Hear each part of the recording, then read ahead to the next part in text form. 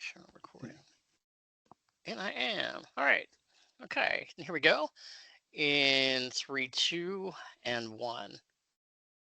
Back on the Brewery Underground podcast today, and I think we have a great episode coming up. And hey, Scott Turon, you feeling pretty great today? Feeling great, dude. This is we've been looking forward to this one for a little bit, and we have some friends in the Cleveland area who are very excited about this one too. So I think this one's going to get a little bit of attention for us.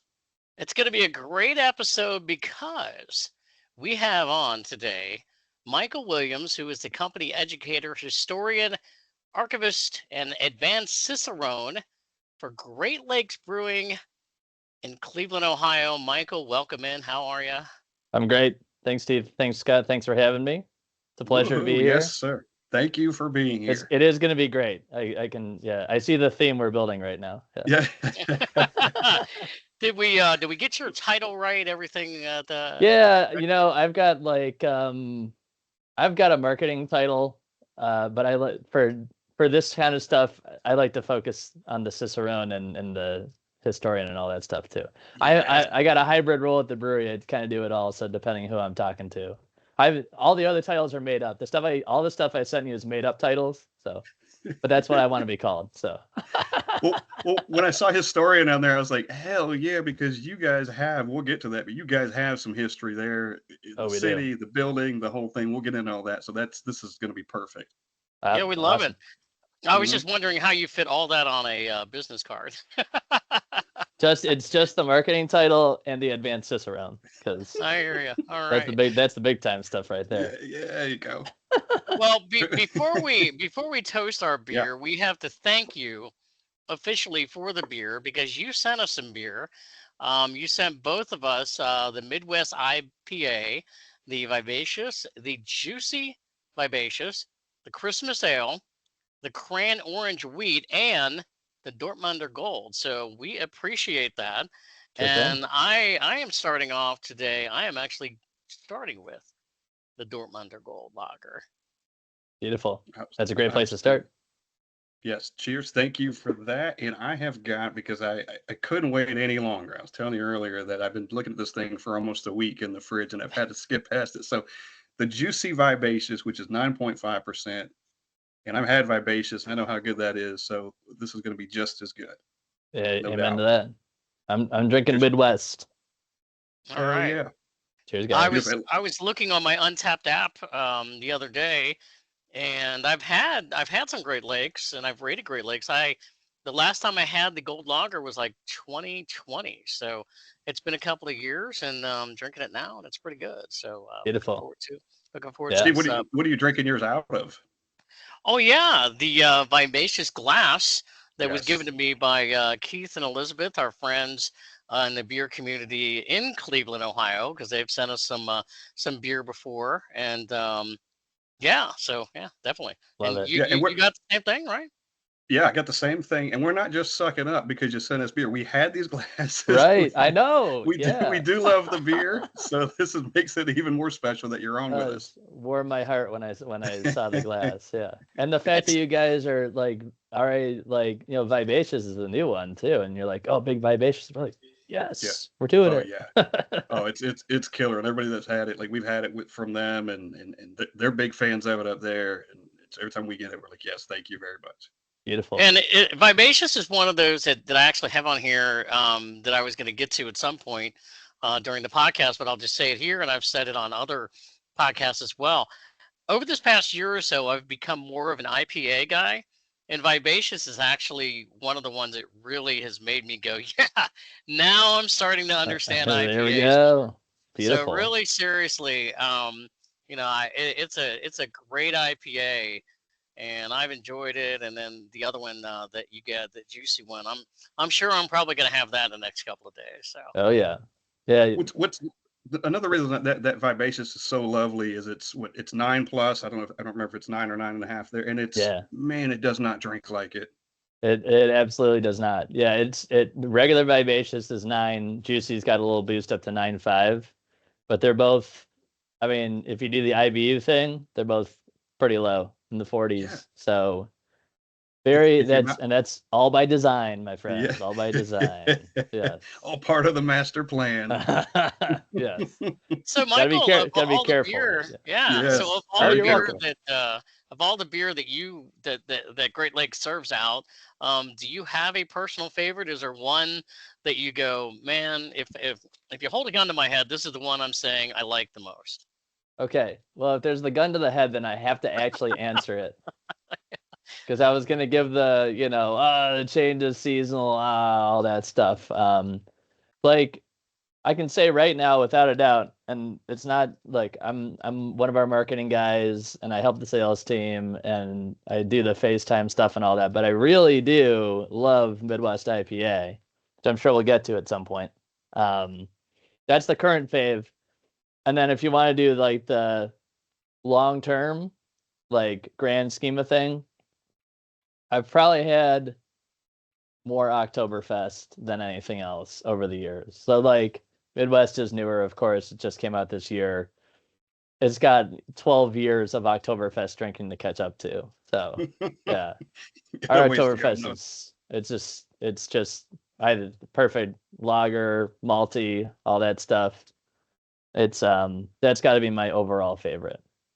So I gave Yeah, you two. So maybe I'm done. Yeah. well, you're talking my language. I just posted a blog yesterday on basically kind of my tribute to Oktoberfest season, which is starting to wind down, and all the different offerings that I had this Oktoberfest. Unfortunately, I didn't have Great Lakes, so that's going to have to be on my bucket list Bucket list for in next year. Yeah. in the year to come. But hey, want to ask you, how long have you been with Great Lakes? Sure. Yeah. So I I have been at Great Lakes for a relatively short amount of time. I've been there for 12 years. So Okay, comparatively. so and I say that because of course the brewery is 36 years old and we have people at Great Lakes who've been there for I think at least 33 plus years. I got a couple of bartenders that are well over 30 years. Brewmaster's 28 years, I think. First shipper is 26 years. So I tease myself because 12 years is a long time, right? But at Great Lakes, man, I don't know. It's it's not actually that long. So and it's amazing. It's a blink of an eye. 2012, I was bussing tables while I was looking for teaching jobs at local high schools, and then next thing I know, I'm doing the beer teaching thing in 2024. So it's pretty cool. it's like it's that perfect meld. You work at a brewery, but you wanted to teach, and it just worked out. The two things just came together. It did, yeah. And I was my high school is actually are you guys familiar with the neighborhood that Great Lakes is in, the brew pub and all that? I've been up Yep. to Cleveland, so you guys aren't that far from the actual, the Great Lakes area up near by where the ballpark is and all that. So in Right, that general absolutely. region, yeah, I've been Yep. in that general region. Yeah. So right across, yeah, we're right across the river from downtown, and there's Yep. one of the big all boys high schools is right on the other side of the street from the brewery. So I actually spent a year working there, kind of helping them out, and I went to the pub like twice a week, and then I needed a job, and they're like, "Okay, just come here on this side." So It's it's like it was meant to be.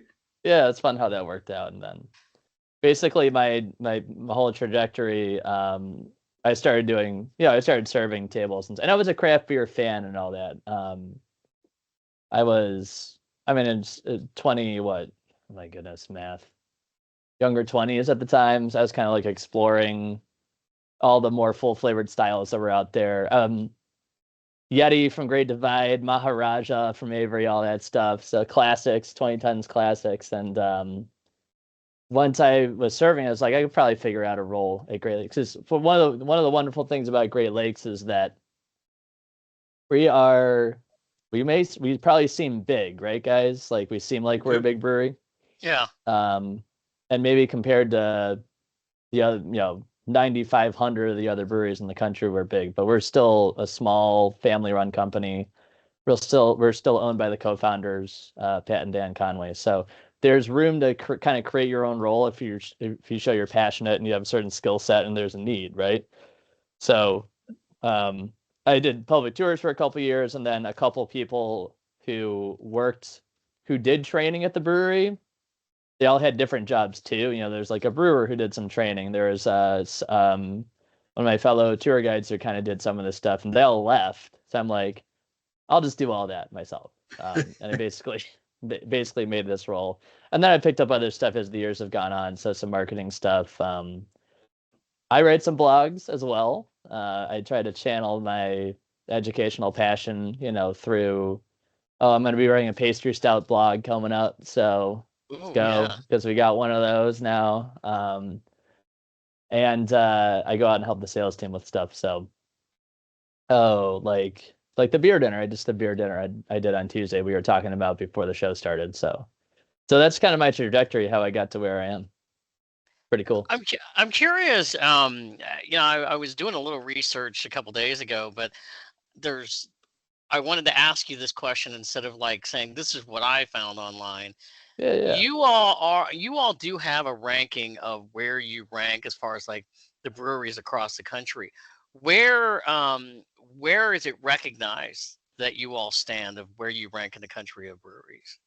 Yeah, so like if you the list that most people, well, for my world at least, the people refer to as that Brewers Association list, and that's like our trade org, or our trade organization. So according to that, and that's the criteria, you're a small independent brewery. Again, small, a relative term, right? We're not one of the large, international conglomerate type breweries and all that, so we're small. And we're still independent, so owned by the original founders and all that kind of thing. So we were 17 on that list last year. And there's really not that many brewing companies outside of what's recognized as craft. So, well, they're starting to become a few more, but so we're still in the top 30 overall breweries in the United States. Did I say but again, that scales like this. Yeah. Are you considered like a regional brewery? Is that what I saw based on the volume that you produce? Yeah, we fit into the regional category. So they go, oh my goodness. I want to say it's like 50, measuring in barrelage on the production side. We're at like 130,000 barrels on average. To be a regional, it's like 15,000, something like that. Everything above that is pretty much, if I'm not mistaken, would be considered a regional brewery. So it might be something higher than that, but I'm pretty sure that's the limit. It's like below that, it's like brew pub, nano brewery, and things like that. Yeah, I would still consider you guys still a large brewery, especially from the outside looking in. I mean, you guys make a lot of beer. You make a lot of different beer. Oh yeah, and it's all relative to what you're thinking about. Yeah, again, compared to most of the brewery, like most breweries where you guys are in Tennessee, like yes, we are much larger than they are. Yes. Yeah. I just drive by. I drive by the AB plant in Columbus, though. I'm like, that's a big brewery right there. That's a different thing altogether, isn't it? Yeah, it is. Yeah. Well, as you said, we're in Nashville, you're in Cleveland, but we know there's people that, listen to this podcast throughout the country. And one of the things that I think Scott and I both, we were talking about this a couple days ago when we were discussing this podcast, was like, there's so much history with your brewery, Great Lakes. You guys opened as a brew pub and a microbrewery in 1988 by the brothers Pat and Don Conway. And then, if I'm not mistaken, it was the first one in Ohio. Is that right? Yes. When we opened, we were definitely first in Cleveland. I'm pretty sure we were the first in Ohio too. So in Cleveland proper, we had a brewery operating until 1984. That closed down. Of course, the dark ages, a couple of years there was no beer being brewed in town.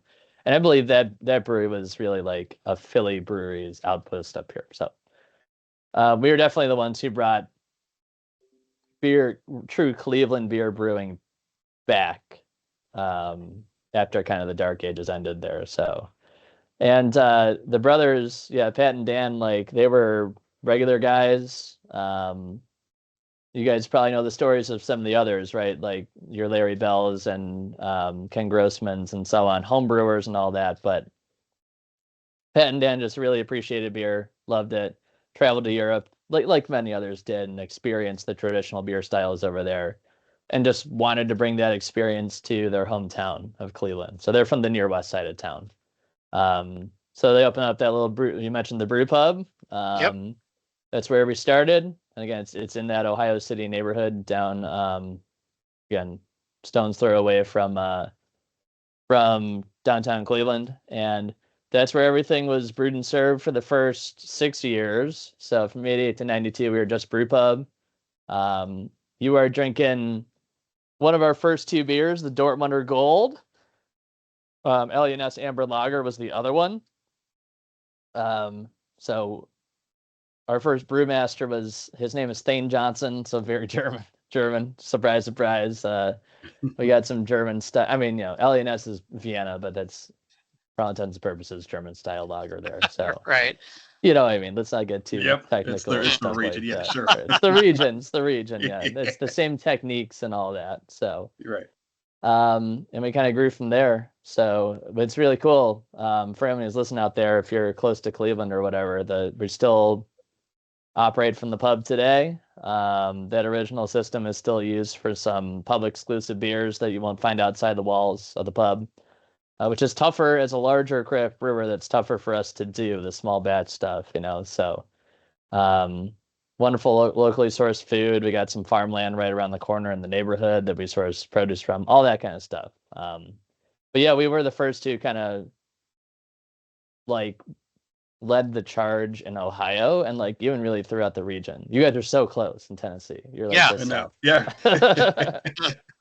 So part of your close building, yet some so more far. history for your building though. Isn't your building currently kind of fused together from other previous buildings like Market Tavern, and then there was a feed and seed or something at one point? Don't you sit on all that land now?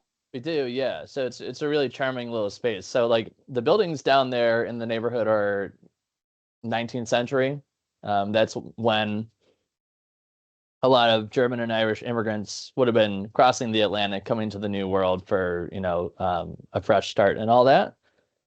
So Ohio City, the neighborhood in Cleveland where the brewery is located, was one of the areas where a lot of those immigrants settled. And so at that time, when the buildings that comprise our pub were built, there were roughly 10 breweries in the neighborhood, which is very cool. We're actually in, I'm sure we'll get to I don't want to jump ahead too far, but the production facility itself is in an actual brewery building from that time. But then the pub is comprised of 3 buildings. They were separate, of course, separate businesses in the past, and then the brothers, they occupied 2 of them at first and add the 3rd one later on. So you mentioned the Market Tavern. That's where our main tap room is. There's this beautiful old school tiger mahogany bar in there that dates back to the turn of the century. Right. The last one. Yep. Not this one. It's still easy to say that phrase. So 1901. And that was basically a famous watering hole in Cleveland throughout its history. So, and it still is one today. Yep. The famed story, I don't know if you guys saw this already or not, but is so the reason why the Amber Lager is named for Elliot Ness is because he was actually a frequent patron of that bar, the Market Street Tavern, and we inherited the legend that Elliot Ness, of course, famed for busting Capone, Prohibition, all that stuff. The legend that we received from the previous proprietor is that Ness may have been shot at in the tavern because some people hated his guts, right? So it makes sense. Right. Yeah. We, of course, have no way to prove that the bullet holes are linked to him in any way, other than we know he probably would not have been shooting. We know that because Pat and Dan, the co-owners, their grandmother was his stenographer. No. So there's a very direct connection, and I'm sure she heard some crazy stuff. Yeah, the mother. Yeah. So, but direct relation to the Conways. And she said that Ness did not carry a gun off duty, so he didn't shoot. But people go into the pub, and I still see this all the time. When I was a server, I certainly saw it all the time. People walk in, and you kind of see them I know they're talking about the bullet holes, and then they get a Yeah. beer, and it's great. It works out. Are they So are they marked like on the wall, or you just kind of got to find them, or is there like a oh thing yeah, there that says, hey, this there's is a the bullet? little bang flag. It's a little red flag that just says bang. So Oh, that is yeah. so cool. And you know, I That have is to so say, cool. because I probably have been drinking Midwest, or I'm sorry, Midwest. Well, I'm drinking Midwest, of course, but Great Lakes. I'm gonna say maybe 10 years. And it's funny when you mentioned the Elliott Ness, because I'm pretty sure it's either that or the Edmund Fitzgerald were the first two that I ever had that I bought in Yeah. can when I was in Ohio. And Yep. even the names of them, I was like, I've got to try these just for the names alone. You know, I mean, obviously, Yeah. you know, you Oh, want to yeah. try a different beer, and I'd heard about Great Lakes, and I got hooked. I got hooked on those, and so after that, it's been a great time trying some of the other beers and the offerings that I'm able to get when I get, you know, usually up in Ohio and get some of those. Yeah. Yep. Fitz is another one of the OGs. I mean, that's that guy is solid as rock. That's when it comes to medals, that's our most awarded beer. So it's won 5 medals at Great American Beer Fest. So the most awarded porter in the United States. No big deal. Yeah. It's a, It's a it's just a beautiful little beer. thing like Yeah. that. Yeah, no big deal. Yeah, it's fine. So, but those are like, and those beers like Elliott Ness, the Dortmunder you're drinking, Evan Fitzgerald, that was what craft beer was all about when we started, right? In the 80s, like we were kind of making this stuff up. It was like, well, we don't want to do the regular light lagers and stuff. Ironically enough, we now make a light lager, but that's a whole other thing, you know, the full circle nature of all this. But it was all about making our own takes on classic European styles. So those, you know, a Dortmunder style lager, Vienna style lager, robust porter, and so on. Kind of what we built ourselves on for the first 30 plus years. And it's still what, you know, most people know for us today. But then we have all the cool, you know, you guys are tasting some of the flashy new stuff that we've been putting Yeah. out in recent years. So, and that's part of what I love about what we do at Great Lakes is that we've kept the tradition and the history while still also being creative, innovative, and providing, you know, beers for people to enjoy the next 30 years from now as well. So I think that's really cool about what we do. I think that was going to be one of my questions, really. Like, we have talked about this so much on this podcast. We've talked to brewery owners around here of like, and ones that have been around for as long as you all have. Like, you start out in the beginning and you're doing this core, and then how do you go about keeping up with all the changes? And we know right now there are so many different changes in the craft beer industry. It's not just about craft beer anymore. Yeah, it's not easy, especially like, you know, for us when we had so much success with a certain approach for a long time, figuring out how to pivot and then do the new thing. It definitely took a couple years for us to really nail that and get it down. Thankfully, I think we've been doing a really good job in recent years. And I think we did a solid job before, but we did traditional styles for so long. And, you know, all of our beer is packaged in bottles until 2020 for all intents and purposes, because that's what you did in the 80s and the 90s. But all of a sudden in 2015, oh, everyone wants cans now. It's like, what? Yeah. What? And, Yeah. you know, where do we put a canning line and all that stuff? So it took a little bit of time, but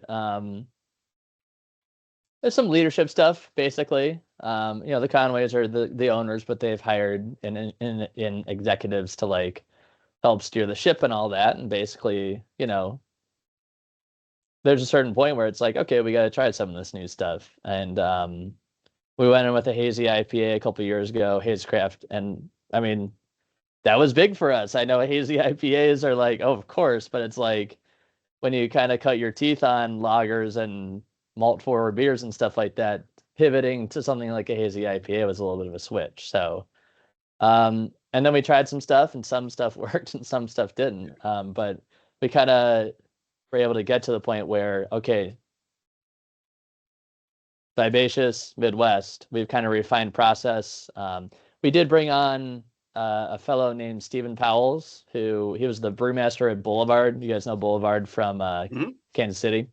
Yeah. So he was brewmaster there for 20 years. He Tank 7, their famous Saison, that's him. But he's done so many other things. I believe he also, so I was talking about this in the training I did earlier. He invented their Saison. He also invented their seltzer. So he was able to, which is Quirk. It's I think one of the bigger craft seltzers. So we brought him on, and he was able to. We already had a really great brewing team. He was kind of able to elevate the team even further to like really nail these contemporary styles. Like, look, IPA has been around for a while, but like the way that these IPAs drink is different from how IPAs drank 20 years ago. And then it's a lot of data driven stuff these days. So on the sales and marketing side, in the past, and this is everybody in the 2010s, early 2010s, it was like, oh well, this did well in the pub. Let's try it. Let's send it out to market. Cool. Right. And like, unfortunately, people don't care about Doppelbock that much. You know what I mean? Like they do in the pub. They'll have a Doppelbock in the pub, but like they didn't buy the 4-pack of the Doppelbock all that much. So Yeah. we I mean it can kind of sound a little lame or whatever, but it's just we started looking at actual trends, data driven stuff, and what's nice is that these beers that we've come out with in recent years have the same kind of hallmark Great Lakes balance and drinkability. They still feel like Great Lakes. They kind of look like Great Lakes. Like the Midwest IPA, there's no story behind this. There's no character on there, but it still kind of has the general feel of a Great Lakes beer and all that. So again, that's part of what I really love about what we're doing is like, yeah, like for these new products that we've come out with, it's data-driven stuff, using new techniques and all that, but it still has that same through line for us as a brewery. I just wonder if there is as much pressure on you guys because you've been around, say, a lot longer than the guy down the street that maybe he's only been around for 5 years, to really evolve and change because people are used to what they want to get at Great Lakes. So how do you balance that, or do you feel like you have to balance that? Yeah, it's tough because we are very lucky that we have those day one fans that are still with us, and that's 36 years. It's a long time of following, and I would say the biggest. It's okay, no problem bringing this up. One of our longtime brands, Burning River Pale Ale. We did actually discontinue that beer a couple years ago because it's a lovely beer. It's a good old classic American pale ale, Cascade hops, some crystal malt in there and all that.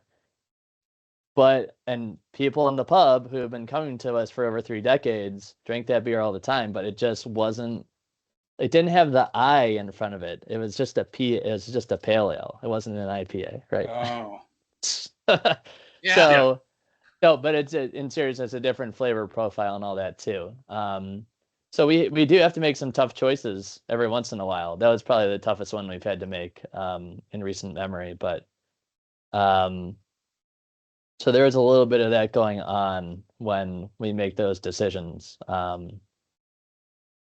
Say the question one more time because I started touching on it and then I started veering. Oh no, you're fine. I want to make sure I don't miss it. Yeah. No, I think basically the question was more of how do you guys keep up with the tradition of what you're known for, and do you feel like you have more credibility for that than say the guy down the street that's just been around for 5 years? Yeah. That it's something that makes us who we are is that 36-year tradition and all that. So it is something but it is. Yeah, balancing that whole thing is tough.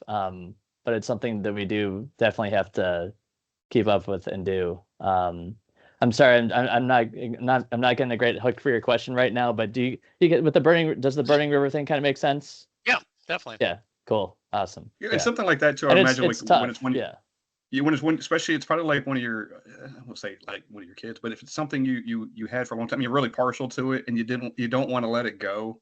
100%. Like that, yeah. But then it's like, well, we got to, still trying to stay in business here too at the same time.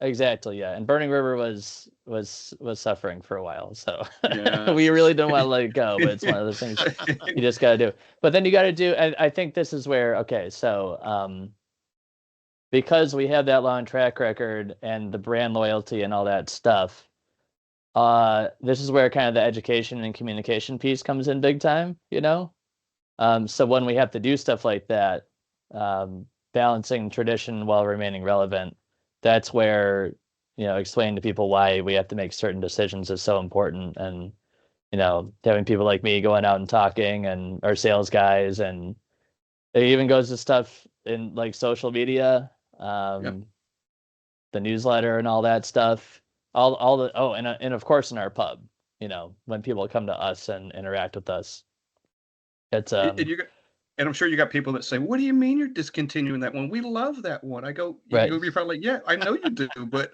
not enough people do." Exactly, yeah. And how do you say that, right? How do you say that to people? You can't really do it, but that is the reality, right? That's the reality. Right. So yeah, and it would be nice. One of the biggest things is, you mentioned like the new guys who are around, like there's a lot of beer out there, and we would love to have 25 beers out there in the marketplace, but it's not possible to maintain that, and especially to maintain quality. So like, you think about a beer that, can we do a small batch or whatever, and then you have a 6-pack that sits on the shelf for far too long because there's just too much to manage. You know what I mean? Mm-hmm. So, yeah. I have a question. Good question. Sorry, I was. I was talking with the guys before this. This is the for the listeners. This is the end of a 3-day a 3-day marathon for me right here. But we're doing it. Yeah. You're good. They probably start running together for you. And my 5-month-old baby is right on the other side of the door. So yeah. No, you're I've good. got a question, because the West Coast IPA. Yeah. Actually, it's the Midwest IPA, right? It's not West Coast. It's the Midwest IPA. But that's a good lead-in right there. Yeah. Yeah. So my question is you feel like that's more than just a name? You've got, and I just said, like, a West Coast IPA, and you've got East Coast IPAs, and people kind of know what those are, right? Is there a true Midwest IPA? Are you guys kind of like, this is what the theme should be, or we're kind of creating one, or was there one that you're staying true to? A little bit of both. So we would argue that this is like the contemporary expression of it.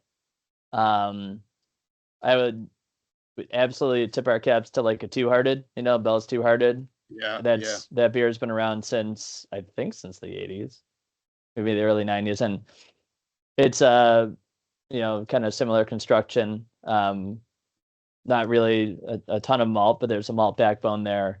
Not super bitter like the West Coast hop expression. So there's inspiration from that approach. But this is kind of a fresh take on the whole thing from us. So then, of course, Two Hearted's a classic, and as a Cicerone, I tip my cap to it.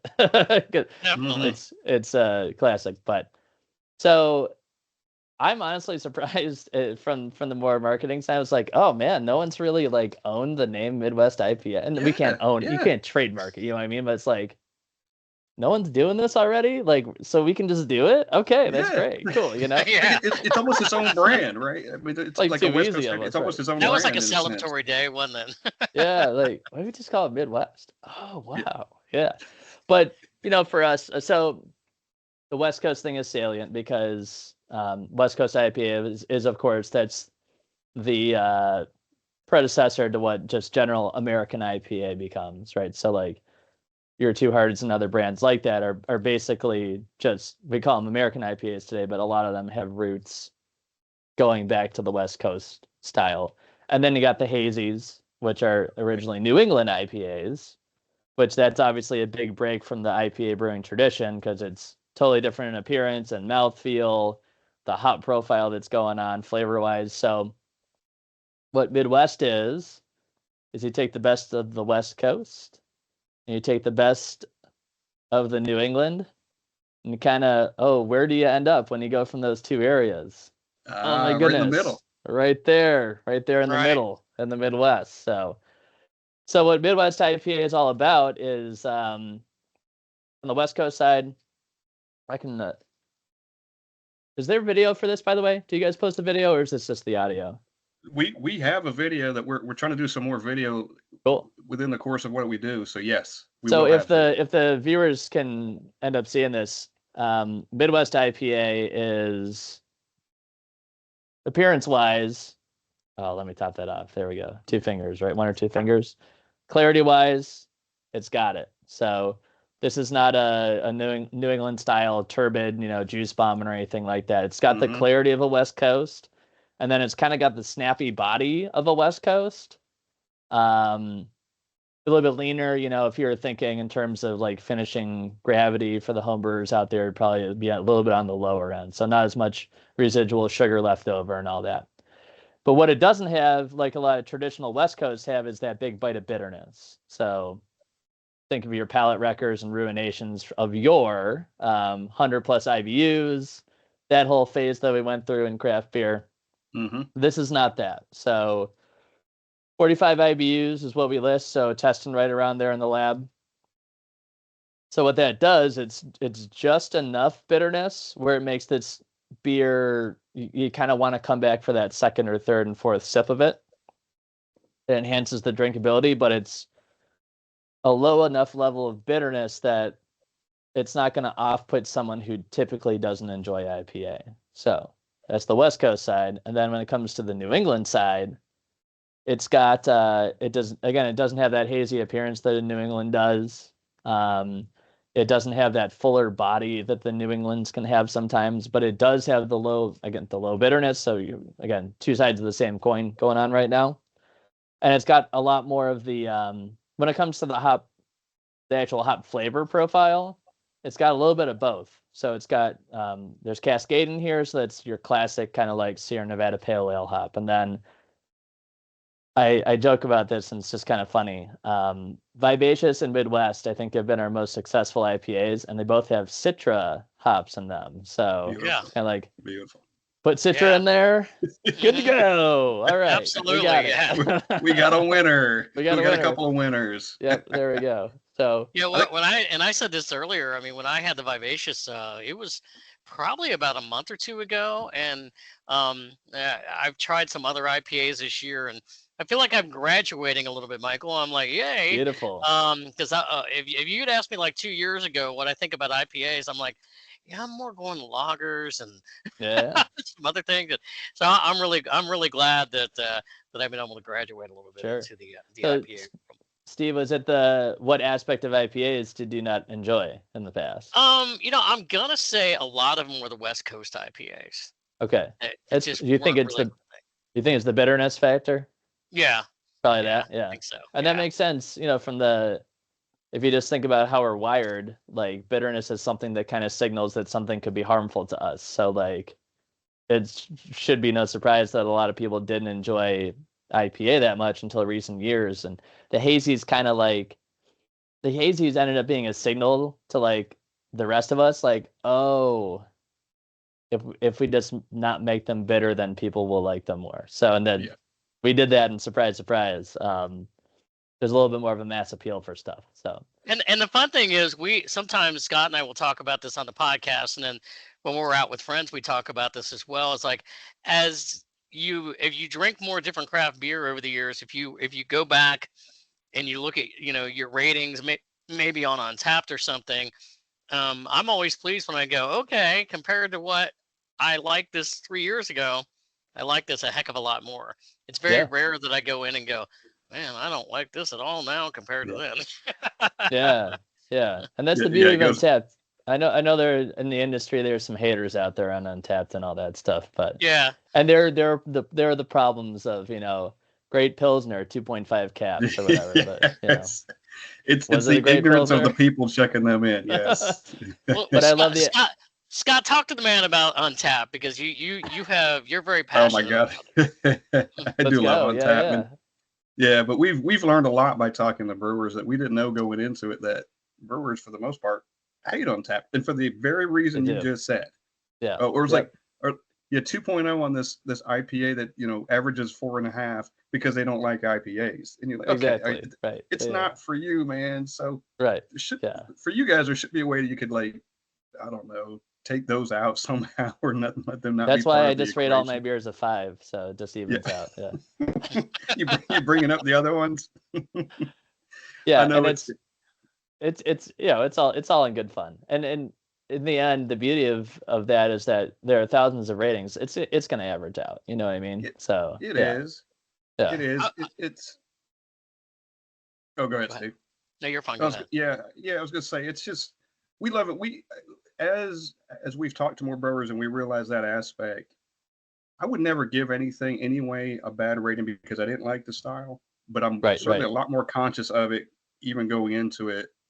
Okay, somebody made, and I will look at the overall average. It doesn't necessarily say that's what I'm going to give it, but take that with a grain of salt, right? If I'm giving something a 2 and it's a 4.5 again, I'm wrong. Okay, there's something wrong. I might not like it. That's okay, but it's not a 2 at the same time. So it's kind of understanding what Untapped is supposed to be for and what it is. Exactly. And for us who are passionate about beer, work in the industry and stuff, and we're like, how come people don't get it? And it's like, they're just drinking beer. You know what I mean? Most people like have this much capacity in their brains for that.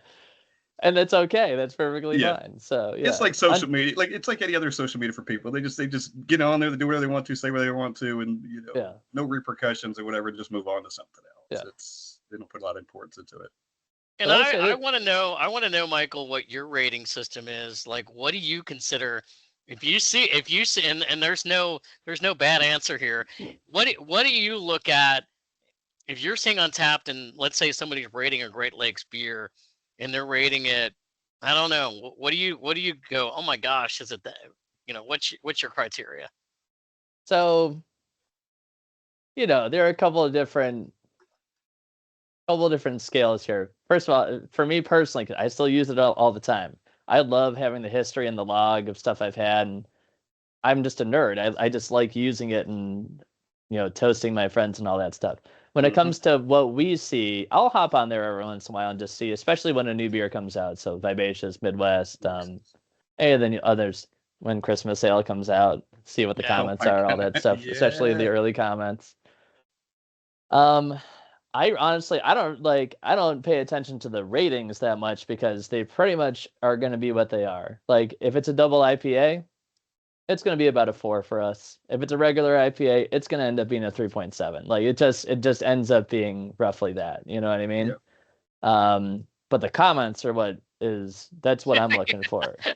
And I know as I say that, it's a charged thing because there's obviously the wild comments, but you see certain feedback of like, say for Midwest, like,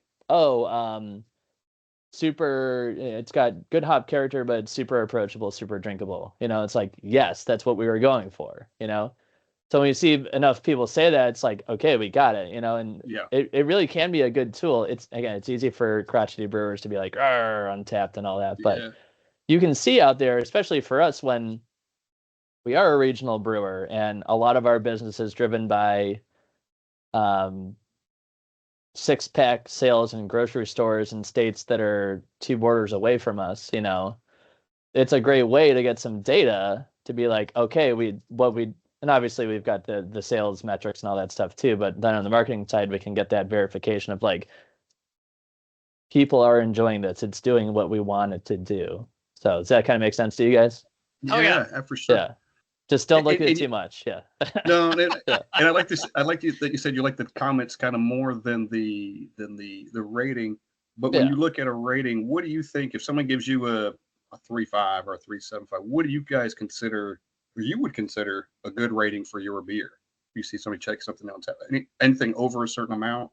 Yeah, I mean, I think the 3.5 is the standard. 3.5 is the 2.5, right? Like 3.5 is average.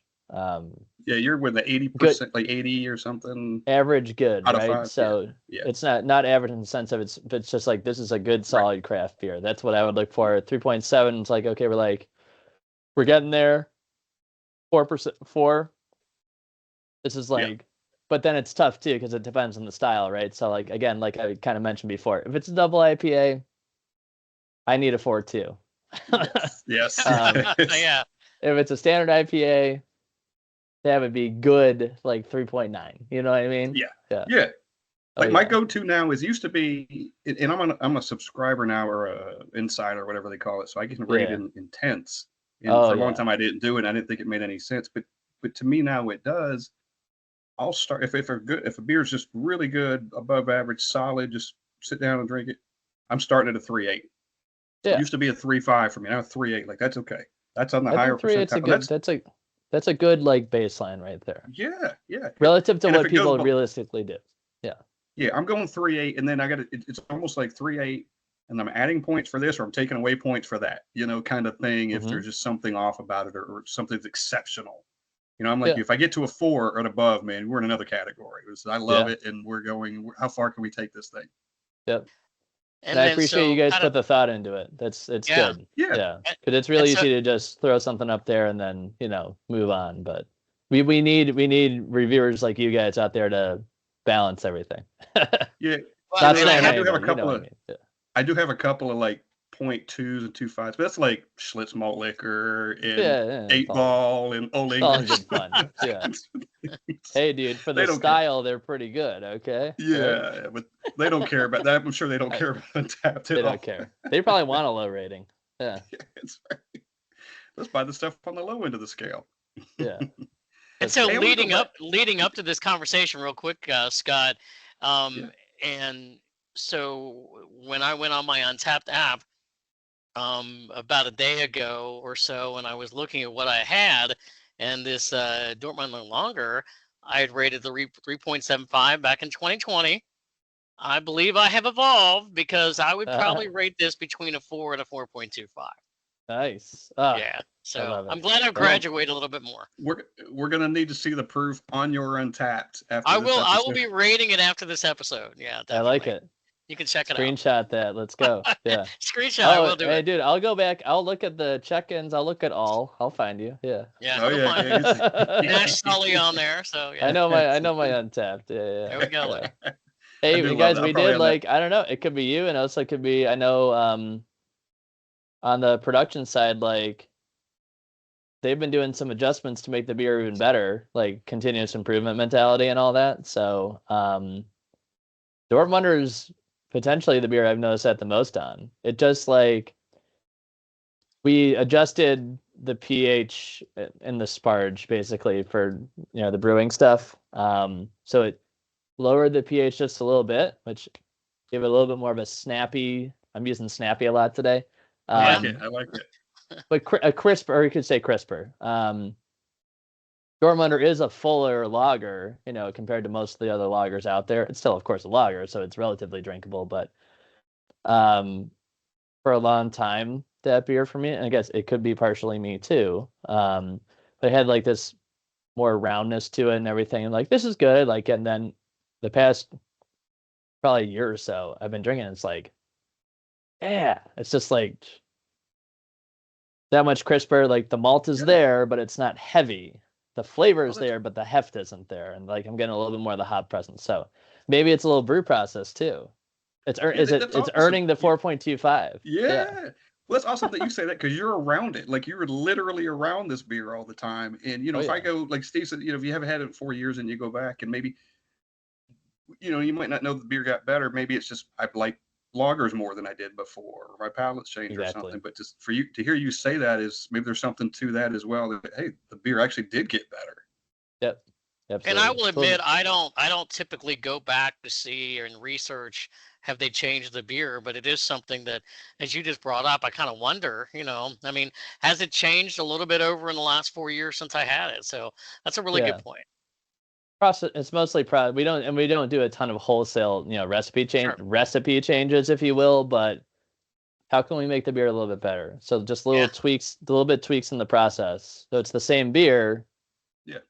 It's just a better version of the same beer. Yeah, you just tweak just a thing here or there can make just a slight difference, so you could tell a difference. Exactly. So we're proud of that.